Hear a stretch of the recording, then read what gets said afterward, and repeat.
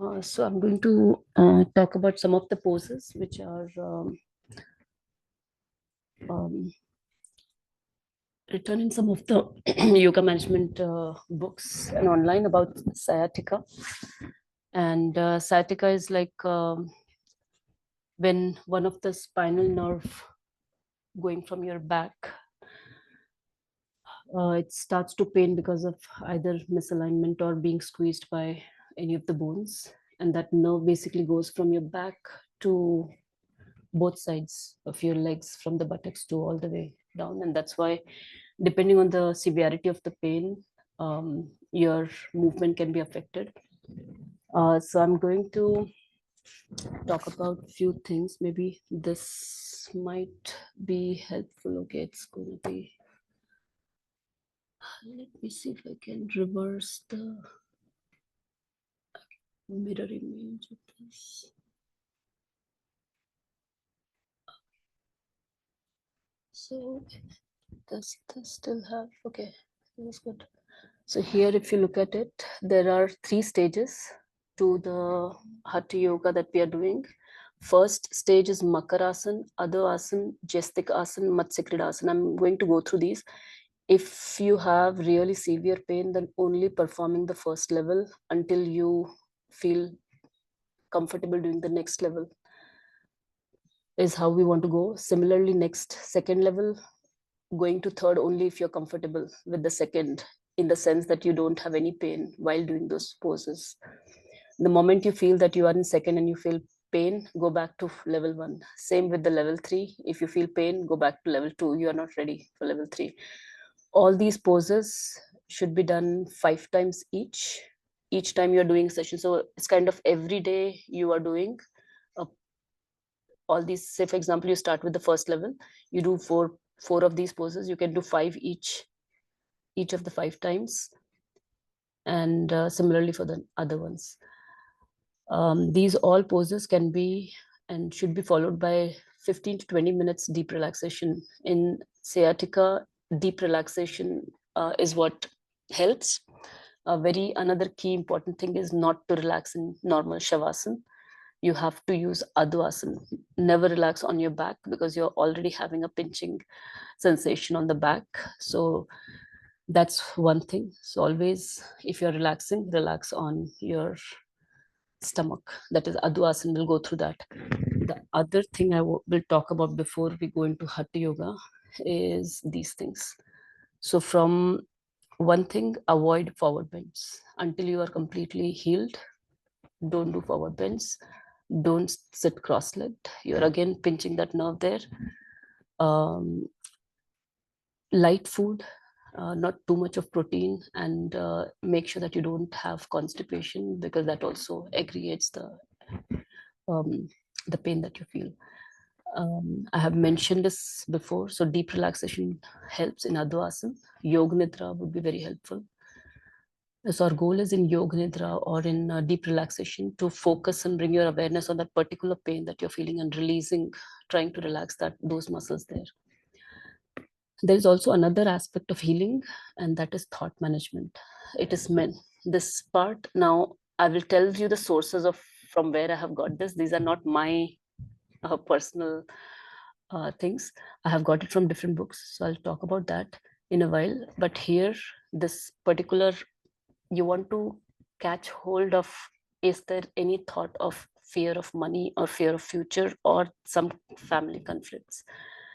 You want to bring your awareness on that, and consciously trying to replace those with the feeling of safety, support, and creating that environment for yourself that the conflicts are resolved, or at least you're able to manage those things in your head. So that's few things. Now the sources I'll mention. This is the major source I have. Most of the Hatha Yoga things are yogic management of common diseases, and even mention some of the food and other things. Dr. Swami Karmanand, that's from the Bihar Munger School of Yoga. And the thought management comes from You Can Heal Your Body. It's a very interesting book by Loze Hay, I think. So we will now begin with the poses that I have mentioned. The first one is Makarasan. So for Makarasan,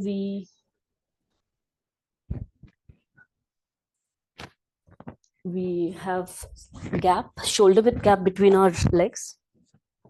We come on our stomach and we raise our head and we bring both the elbows shoulder width distance. Now you can bring your toes out, heels in. Your palms are on the cheeks. This is the relaxing pose. It's also called crocodile pose in English and Makarasan. So here the distance between your elbows, I have mentioned shoulder width distance, but you can adjust as you like. You can also bring both the elbows all the way together like this. And you'll see the different part of your exactly vertebrae being impacted by it. You can also keep it slightly more, you can keep it even more further than the shoulder width. It will, you will see that the vertebrae which impacts, if you bring it all the way together, it is the lower vertebrae. If you go in the middle, it's somewhere in the middle. If you go really far, it is the upper vertebrae. So you can decide where you want to be the, but in the beginning, if you don't know, just keep it where you feel most comfortable. And the goal here is just to relax. You can decide to stay here for roughly a minute each time you stay, and focusing on relaxing your back. So this is Makarasan. The next is Adwasan. This is one of the most important poses for sciatica. That is, both the legs are together and both the hands go up, forehead on the ground. So before we go here, we just slightly bring little stretch in the hands up, legs down or toes down, and then relax completely. There is no stretching in the final pose. Forehead is on the ground.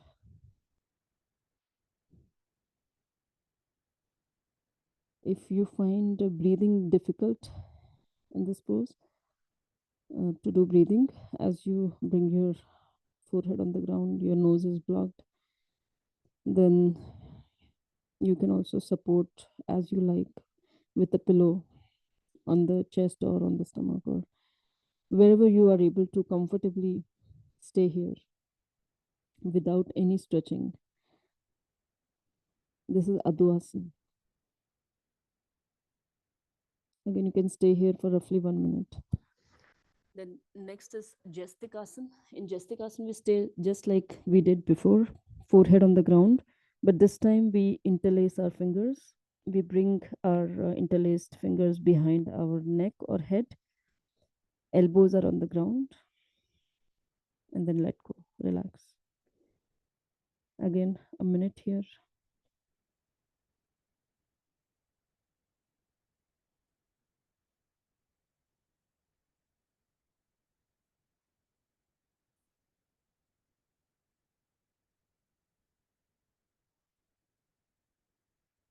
This is also an excellent pose, a relaxing pose. Then the next one is Matsya Krida. All these four poses can be effectively used for deep relaxation. So you can stay here for as long as you like. It doesn't need to be a minute. If you feel that you are able to relax your body and you're able to release that pain, staying a little longer is better.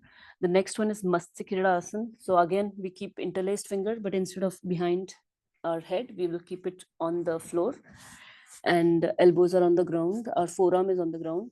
We will bend one of the leg to one side, and if your left leg is bent, your right cheek is on your interlaced fingers, and there is slight curve in your body so that you're of course bringing your right elbow a little closer to the left one, or just bending both the sides and then you turn towards the left, especially doing it on the side where you feel the pain. Sometimes sciatica pain can be on both the nerves or it can be in one of the legs. Whichever leg that you have, you, if you bend that, probably you'll feel relaxation in that side. If it pains to go other side, then maybe in the beginning just do one side, wherever you feel that the pain is managed better.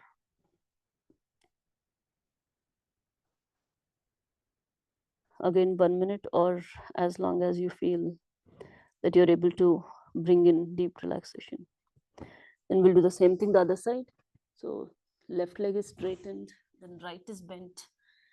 Right leg is bent, so my left cheek is on the fingers.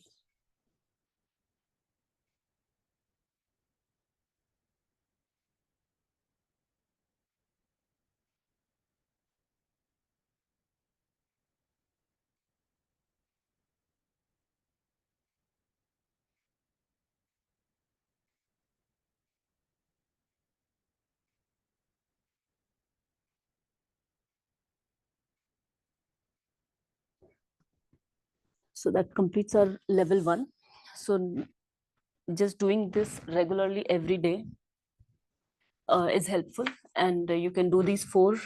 You can do repeat these 5 times. The next one, next level, only go this to this level if you know that these 4 are working and you have done it and it has helped you with the pain. Now the next is Saral Bhujangasana. So both the legs are together, back, sole of the foot pointing up. Both the hands are in front so that your forearm is on the floor, your palm is on the floor. So normally when we do Bhujangasana, we bring palms on our chest here, beside our chest here. But here we are actually keeping more support to our upper body. So that's why it is called Saral Bhujangasana, that is simple cobra pose. Both the legs are together, sole of the foot pointing up, forearm, palms on the floor. Straight gaze comfortably here. And again, the goal is to relax. We are not trying to stretch our upper body. We are not trying to stretch our neck or back or legs. Staying here roughly for a minute. And then slowly extending your hand and going Adhyasana.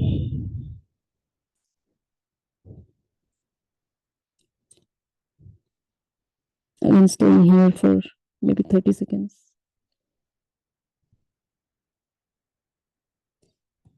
And then again going back to Saral Bhujangasana.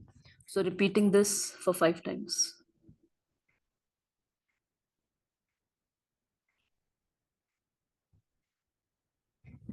And then again Adhyasana. So I'll do this 2 times, but we are going to, you can do it 5 times and you can time it.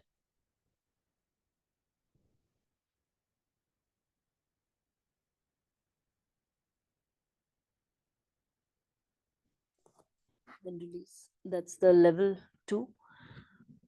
The next level 3, once you feel that the pain is now manageable and there is only slight pain which you want to release off, then only start the level 3. And the level 3 starts with the typical back bending sequence. The first one is the Ardha Shalabhasana. So we will lie on our stomach. We will bring both the palms beneath our thighs, palms facing up, legs are together, sole of the foot pointing up. We are only doing Ardha Shalabhasana, not the Purna. It is also called half locust pose. So we breathe in, we bring our right leg up, stay here. 1, 2, 3, 4, 5, 6, 7, 8, and then back down. Left leg up, stay here, normal breathing. 1, 2, 3, 4. Leg is straight, knee is locked. You'll feel you're slightly stretching your lower back muscles. That's the whole purpose of this pose. And then release. If you can't stay here for long, like 8 seconds, then stay maybe for 2 seconds, 3 seconds, and gradually increase it if that doesn't increase your pain. Again, right leg up.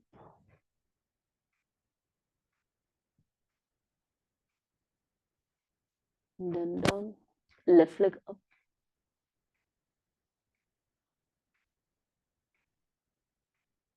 And then down. So that is Ardha Shalvasana. Next one is Sarpasana. So this again you have to do 5 times, and then we'll move to Sarpasana. Both the legs are together, sole of the foot pointing up. Similar pose. The only difference is we release our hands, we interlace our hands behind, and straight hands. So we are not bringing our palms facing out. Simply stretching our hands back. So your shoulders are out, chest will automatically be expanded, and we bring our head as up as possible.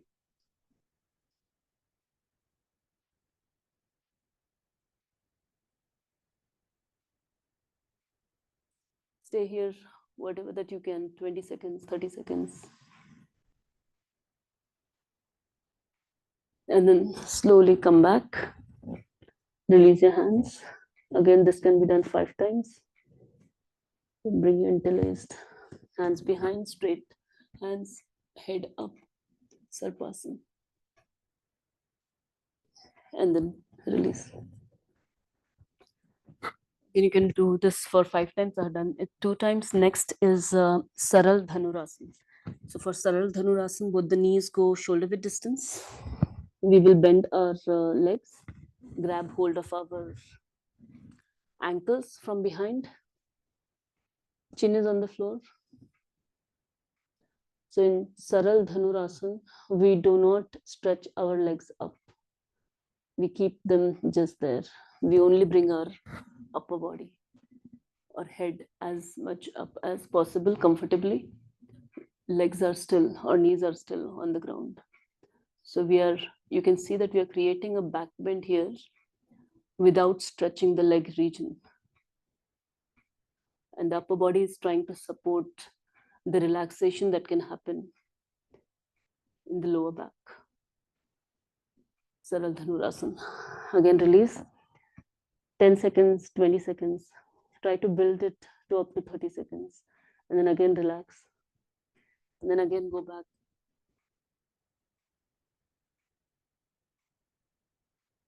Complete awareness on the lower back, on the leg region.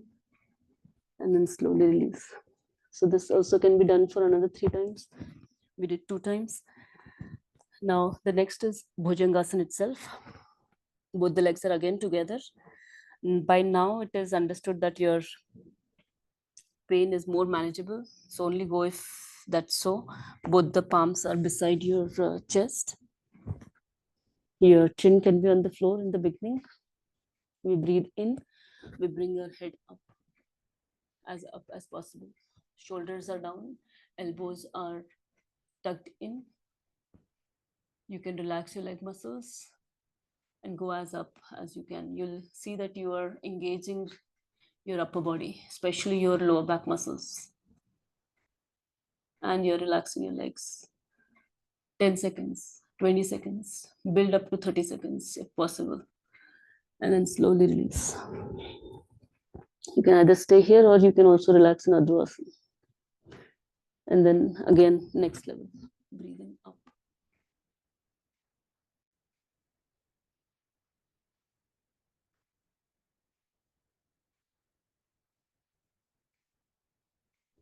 And then release.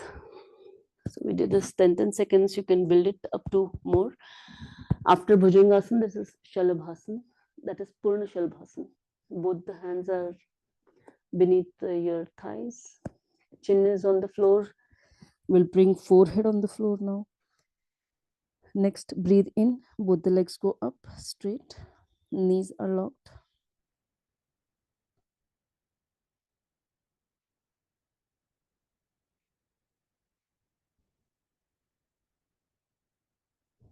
Stay here up to 10 seconds, up to 10, maximum 10 seconds, and then release. Again, this has to be done 5 times. Release, relax.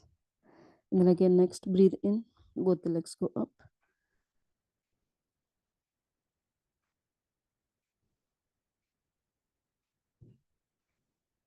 And then release.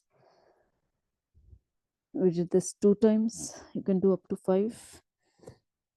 And now, progressively, we are moving towards a little more poses, which if you are able to manage, then only go to the next poses. Otherwise, go up to whichever you are able to do. We are going progressively from more relaxing to the ones which bring in stretch in your lower part.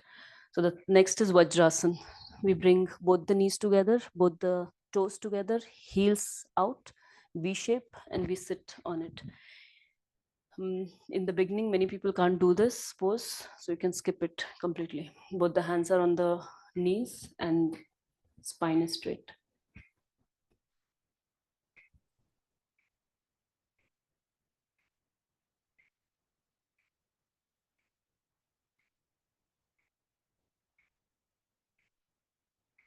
So this can be done even after meals, anytime in the day. But make sure that when you're sitting, you have good cushion. You do not want to press your ankles here. Otherwise, slowly it starts to create pressure on ankles and pain there.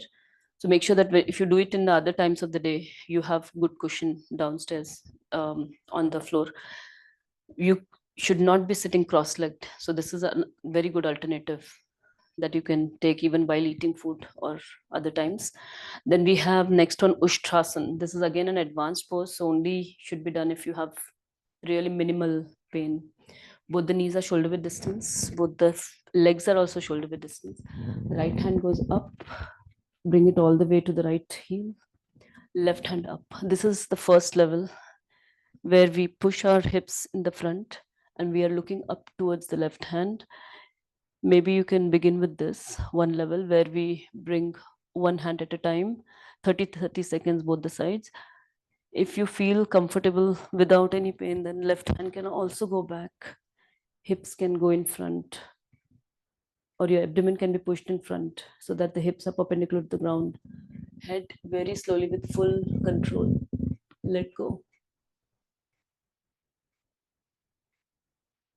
Now you can see that we are actually creating maximum relaxation in the area where the sciatica impacts us. But this can only be done if you have reached to a limit where the pain is manageable and you're able to comfortably go in this pose. Slowly, with full control of the neck, we'll release. Again, this can be done up to 5 times, taking breaks in between in Vajrasan if you like. So you can also do these poses in sequence. That is, say, for example, we did Ardha Shalabhasan, Sarpasan, Saral Dhanurasan. This is 3 set, 3, and then you again repeat all these 3, one after the other 5 times. Similarly, Bhujangasana, Shalabhasan, that's one pair. Do them in pair 5 times. Vajrasan, Ushtrasan, one pair. You can do it alternatively. That way you relax and then again go back bend. You again relax and you again go back. The next level is Meru Vakrasan. Again, this is next level. So both the legs are spread. Both the hands are side. As we breathe out, we'll cross so that right hand goes to the left hand goes back. Normal breathing here. And I'm back in the center. Breathe out the other side. Back in the center. This is one round. Again, up to 5 rounds. The last one is Bhunamanasana. So both the legs are together, straight. Pranambhik Sthiti. Both the hands on knees. We will bring both hands with fingertips on one side. And we are going to try to bring our forehead on the ground. Bhunamanasana.